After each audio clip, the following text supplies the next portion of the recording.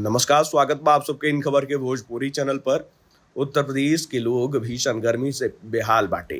लगातार मानसून के रफ्तार पकड़ले का इंतजार करत रहे। हालांकि अगस्त महीना के शुरुआत होते ही मानसून जोर पकड़े लगल और प्रदेश के कई इलाका में हल्का फुल्का बारिश देखे के मिलल तो कहीं पे भारी बारिश भी भइल।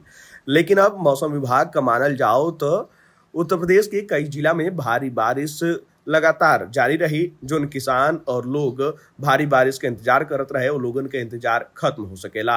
मौसम विभाग द्वारा कई जिला में बिजली बारिश के लिए के चेतावनी जारी कल गई बा, जिसमें बांदा, चित्रकूट, कौशाम्बी, प्रयागराज, सोनभद्र, मिर्जापुर, सहारनपुर, मुजफ्फरनगर, बिजनौर, मुरादाबाद, रामपुर, महोबा, झांसी, ललितपुर में भारी बारिश का अलर्ट जारी कल गई बाटे। तो वहीं बांदा, चित्रकूट, वाराणसी, संत रविदास नगर, जौनपुर, गाजीपुर, कानपुर, सहारनपुर, शामली, मुजफ्फरनगर, बागपत, मेरठ और गाजियाबाद, हापुड़, बिजनौर, ललितपुर में बिजली गिरने का भी अलर्ट जारी कल गई बा।